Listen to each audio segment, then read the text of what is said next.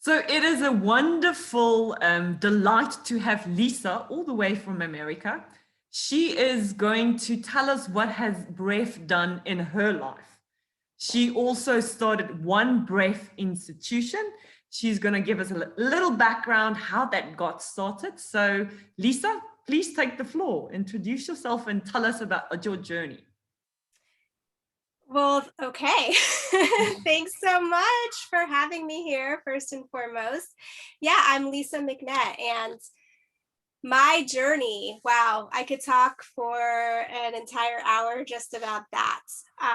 But my journey has been one of really seeking to understand my truth, understanding myself, and understand deeper truths for just understand deeper truths.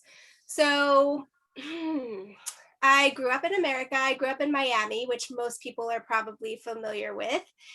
And I grew up in a really volatile household. My parents were hippies, and my father was a musician, and ended up having, when I was very young, when I was 4 years old, ended up having an accident that was quite tragic and created some neurological issues. And so he already probably had some prone to mental instabilities, and that just kind of led to deeper mental instability. So I grew up in a really volatile, short story, really volatile environment, which led to me leaving home pretty early, me becoming an alcoholic, living all over the country, doing drugs, all these things. And I ended up getting into a career of hospitality management. I was running a nightclub. And very interesting story. It's very juicy. Nightclubs all over the United States, dueling piano bars specifically. So really wild. Yeah, we can talk about that another time. But I was a functioning alcoholic, and I came to a breaking point. I came to a breaking point where I just couldn't live my life anymore. Nothing was real. I was just working and drinking, and I didn't have anybody. I had a certain status where I had like free trips to Vegas all the time. I was like A-list. I was rubbing arms, elbows with celebrities. So the people in my life were in my life probably for the benefits, right? So I went through I'm from Sunshine State, and I lived in Chicago, which was freezing. So I went through my fourth winter in Chicago. I went through a breakup. I went through some realizations about my role at work, thinking that I was like irreplaceable, and then discovering that I'm just another person. I'm just another rat in the race. And so I had a bit of a breakdown, and that was great because I had been wanting to get away from my life. And I look back when I was in my breathwork training, I look back and I had been writing in journals in like the early 90s of like, go meditate in the caves, go meditate in the caves, go meditate in the caves, go meditate in the caves. So long story short, there's more in between, but I finally left. I went as far away as I possibly could to India, and I meditated in the caves, and I had a spiritual awakening, and I became certified in yoga and Ayurveda. And really my path has been about healing myself, but I've also like opened up and have been following where I'm led and following where I'm guided. So with my own personal healing of my own personal traumas, I also was then guided to work in a women's prison. So I ended up working in a women's prison, volunteer work with a really amazing mentor, doing meditation, essentially Zen meditation and mindfulness-based stress reduction program for inmates. So having the opportunity to work with these women who are in prison really because of trauma, right? And meditation, yoga, and breath. And then after about 2 years of that, I left. The work was rewarding, but I learned more than I ever want to know about the prison industrial complex. which is effed up. And then I ended up being Nicely guided. said. I'm like, is this PG or is this R-rated? So anyway, I ended up going from there. The next step was being called to work with veterans who were homeless or at risk of being homeless due to severe psychiatric diagnosis, mostly schizophrenia, severe PTSD, bipolar disorder. And I did modified work of what I was doing with the inmates, with the veterans. And at the same time, I was teaching yoga teachers in training, anatomy, subtle anatomy, and how to work with people with trauma. So we'll fast forward, burst to the point where I ended up feeling ready to do a breathwork certification because I had healed to a certain point and I knew that breathwork was going to be the big thing that just helped push all the rest through. And so it was, and it did. And I feel like my growth in 1 year of doing breathwork was like equivalent to like 7 years before I came to breathwork. And what I found, I've been a natural teacher and a natural leader. Like I said, I was in management, and then I worked, I taught yoga teachers in training. And so I'm always falling into these roles. And I'm also not hypercritical, but I'm looking at what's missing in trainings and in people and in healing. And yeah, I'm super attuned, right? Since I recently found myself saying that ever since I was a child, I was having to learn how I was safe, right? Am I safe? And what do I need to do to become safe? And so that means really observing people and understanding how to interact with people, how to read people. And then it builds from there, right? So anyway, I created One Breath Institute. I always knew I was going to teach breath work. I always knew I was going to open a school. But really important to me was to create a school that really focuses on helping an individual, helping a person who is in a healing role to be as responsible as they can, right? So that comes with really having a great capacity for acknowledging and holding space for your own shadows, your own triggers, right? And doing your own healing work and developing the capacity to sit with a person in potentially their darkest hour, right? Because when we do breath work, sometimes we're revisiting our darkest hours. And so yeah, that's a whole lot I just shared with you. So I will pause for your reflections and questions. Sure, that is indeed so juicy and so inspiring to hear your journey. There's a guy, and I'm trying to recall the actor. He plays a lot of roles in his movies. He plays all his roles. Do you know that guy? Do you know what I'm talking about? I can't really. Do you mean Keanu Reeves? No, it's Mrs. Doubtfire. He plays. Oh yeah, Robin Williams. He plays Robin Williams roles in that. I don't know if that is his name, but okay. Yeah. I've seen summed up just yeah. You could play all the roles. You could play hostess. You could be all of them, and that's a very, very good compliment from my side, because when I got introduced to when I first met Lisa, I didn't even have to check her up or check her bio or whatever. I immediately knew when I saw this face, there's something to this energy I want. And that was something very inspiring. And we don't get a lot of role models that takes us in and lingers us. But Lisa, she is really a anchor in that. And she is very humbled in all the interactions I had with her. And she just blows the park. This, I've never heard this story before, but she just blows the park right out of there. So I can always just learn from you. So what an inspiration to just witness this story of you. So thank you so much for sharing that.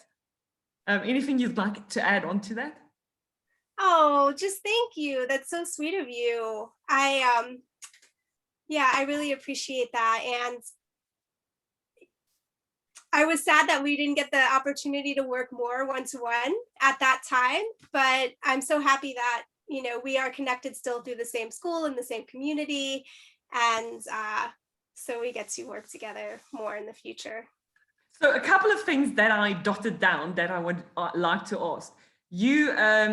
I love the fact that you said healing towards yourself. It was first your own guided journey towards yourself, because that was my introduction to breath as well. I first had to heal myself. It was going to, and still an ongoing, it feels still for myself. So the people I get exposed to, it's still for my growth. I don't mean it then in an egocentric way. I mean it's really deeper than we think. It's not on, the mind can't comprehend what's going on.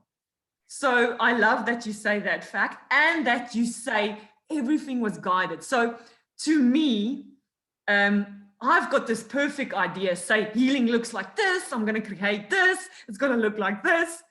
And then meanwhile, back at the ranch, when I allow the guidance, like you said, you had the people where you were at the prison, then the next role, and then it just, that sounds to me, you just where you were needed, the energy had flowed. Am I right if I say that? Yes, absolutely. Absolutely. And, you know, even with One Breath Institute, I knew it was going to happen. I knew it was going to, but I didn't know when, I didn't know how. And it literally was like I know you'll understand this. I don't know if all your listeners would, but like a download, you know, like early, I started waking up early in the morning, like 4 o'clock in the morning, like, and I was just hearing this one breath, one breath, one breath, one breath. And then I got up and I started journaling, and this whole poem just came out of me about how we only have one, what if we only have one breath from the time that we're born until the time that we die, and everything else in between is just affecting that breath. That's the short story. Wow.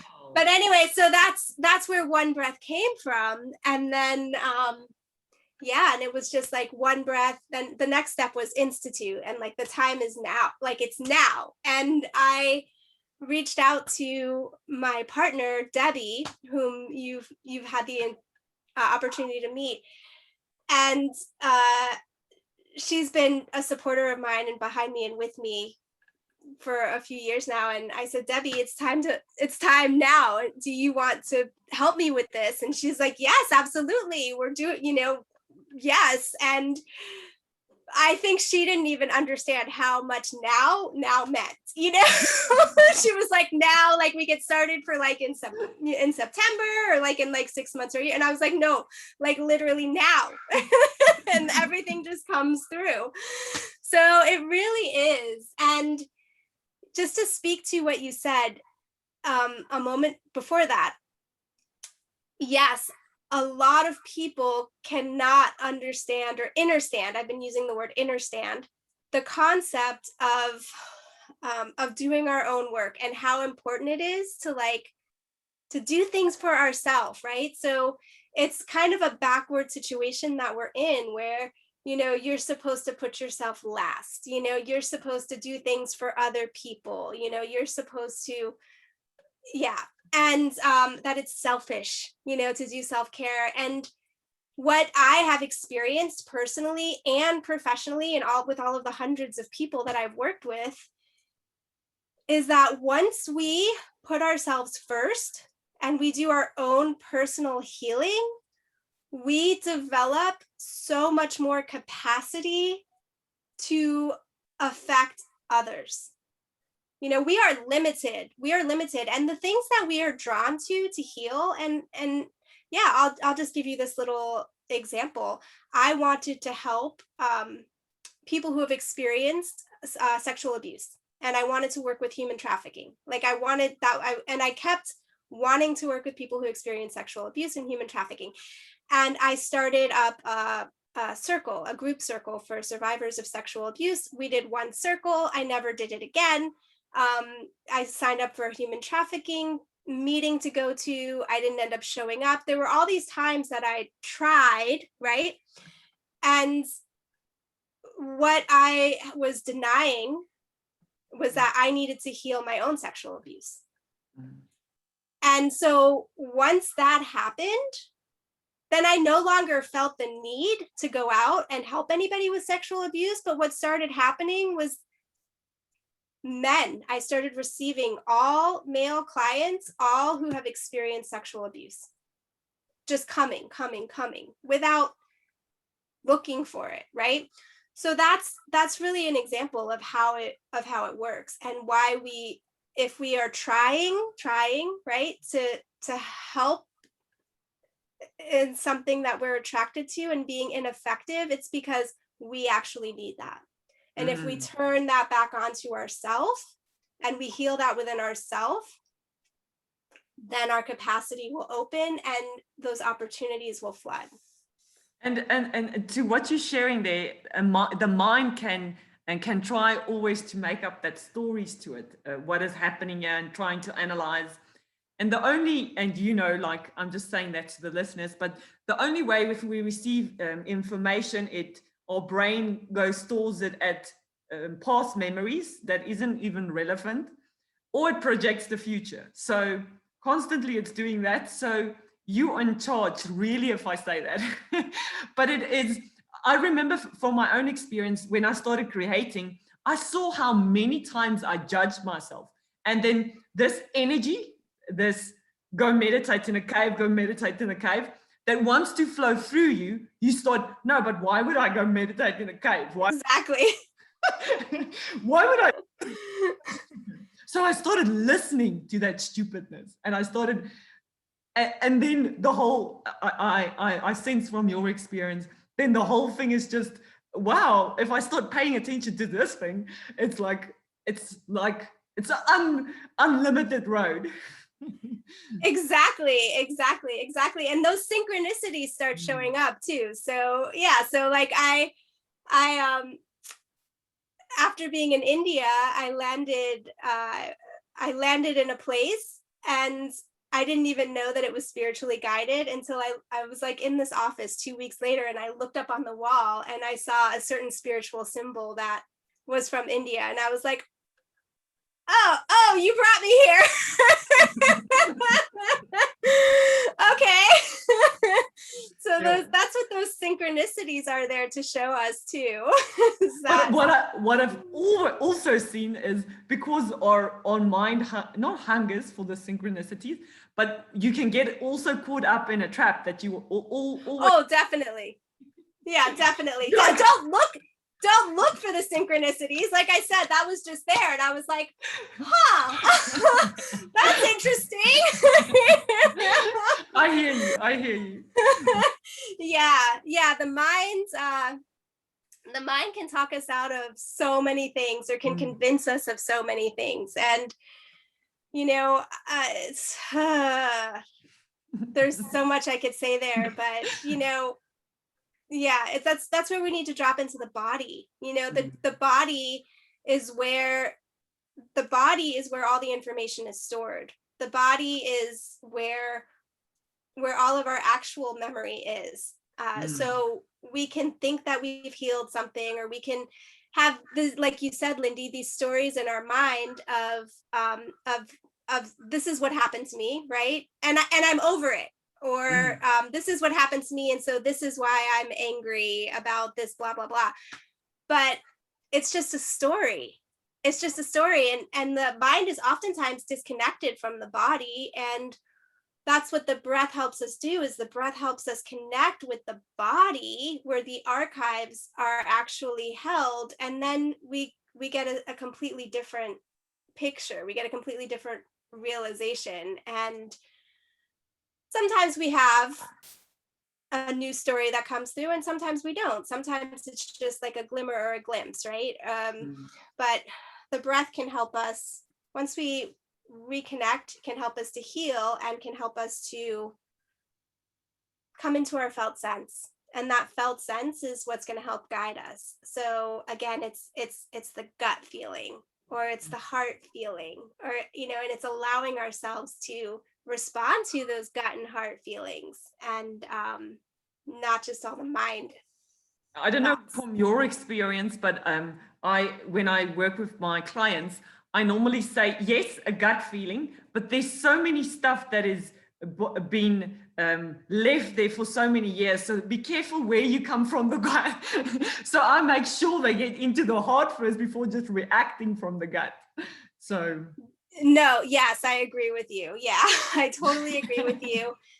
And yeah, just with our limited conversation, I'm glad that you brought that in as well, because yeah, people don't understand that digestion, that what we put into our body makes a huge difference. And also with that disconnection, with the disconnection that we experience from trauma or from different things that happen, we can misinterpret. We can misinterpret the messages that are coming from our gut as well, right? So yeah, so it's coming to the body. Yeah. So tell me, so I know that One Breath was a inspired action. I actually have something to share. The other day I read this, and it said we keep ourselves busy with activities where we can take action, or actions as actually being a flow, but we keep on busy with activities. And where I'm hearing from you, the inspired action is where the real magic lies. It's the effortless. It's so to me, well, it's trial and error, but what I'm hearing from you, that One Breath was an inspired action, and it was just keeping flowing from one stage to the next stage. So what is the next stage for One? Yeah, so I'll say it's also a combination, because it's like the timing was inspired, the timing was download of this is happening now, but it was an accumulation of a life's work, right? And accumulation of life's work. And probably a year and a half or 2 years ago now, I started creating the curriculum for One Breath. I was creating the curriculum, and I was going to do it, and I was putting it out there, and I was talking to people, and I was trying, right? and the timing wasn't there. So with what you said, I want to say there needs to be space. There needs to be space. We can't force anything. We can't push anything. So yes, the timing needs to be inspired, and the space needs to be there for it. So what people oftentimes what's really can be difficult to comprehend is really closing one door before another door can open, and being in the hallway for a little while. Like sometimes you have to be in the hallway where there's not much going on, because the space has to be there. You can't.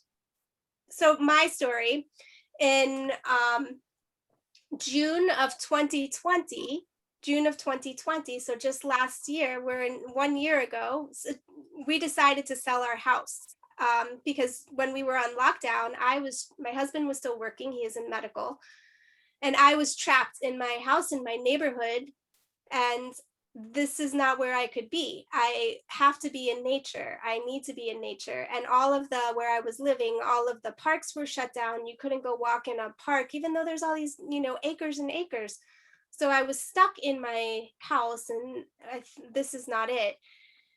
And we went to we drove up to the mountains. We went to the mountains for like a week, and we had already been in a conversation about selling our house and moving to the mountains. And my husband said, you know what, like, let's do this. We were living in spent a week in a tiny, tiny cabin on a stream, no electricity. And my husband said, you know what, I could do this. And so we sold our house, we put our house on the market. And within 3 weeks, we had sold our house and most of our things, and bought an RV. I'm living in an RV, which is like a movable, you put it.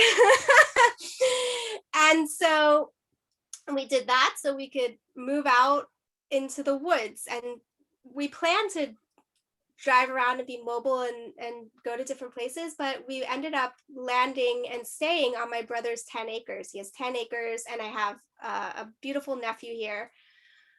We're in the middle of nowhere, in the middle of trees.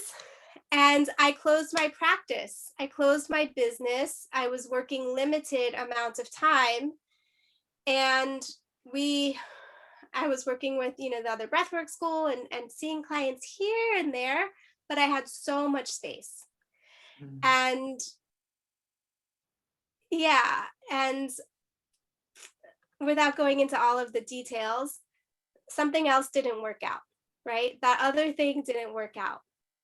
And that other thing not working out, here we are. So I closed down my whole practice. I had all this time, all this space. Something didn't work out for me, and it pushed the space for this. So that was a whole long story to just show that we just can't plan things sometimes. And if you don't give the space, it might not happen.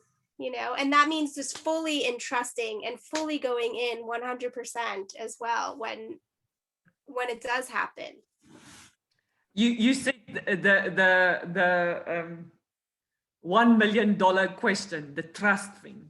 So to people, that is a huge thing, because at a very young age, they learned, and myself included on my personal journey, I learned to not trust the world, because I was constantly with the influence in my vicinity. I didn't trust at a very young age. And I'm sure everybody has, and I've seen this as well, that the trust issue is huge. But what I would like to go in is, or we'll wrap off just now, is what an inspiration just to hear your message of standing in the hallway. To me, that is so juicy. That's so juicy what you said there. That is such wisdom. Where did you go? I just want to emphasize the wisdom of standing in the hallway and being okay with just the hallway. So yeah. Is there anything else that you'd like to add to the listeners before we wrap off this whole thing? Oh, the trust piece, right? The trust piece. I just want to say that I get it. I get it. I haven't always trusted. I have not always trusted. One thing I always knew was that I would always be okay. I don't know where that came from. I was born with this faith only in myself. I always knew I was going to be okay. Even though nothing around me was okay, I always knew I was going to be okay. But it just comes back to doing your own personal work, because you do your own personal work, and that helps clear the layers that stand in the way of us being able to have some trust and being able to stand in the hallway. Wow, profound. So where can people find you? Where can people reach out if they want to hear more of you? Yeah, so our school website is onebreathinstitute.com. That's a easy one to remember. Or you can reach me at my website is also breathewithlisa.com. My email address is breathewithlisa@gmail.com. Excuse me, breathewithlisa@gmail.com. I'll pop on the link below all your stuff as well if they didn't catch it. Okay, perfect. Thank you so much, and it was lovely to connect, and thank you for the interaction with you. Absolutely. Thanks, Lynn-dee, for having me. Thank you.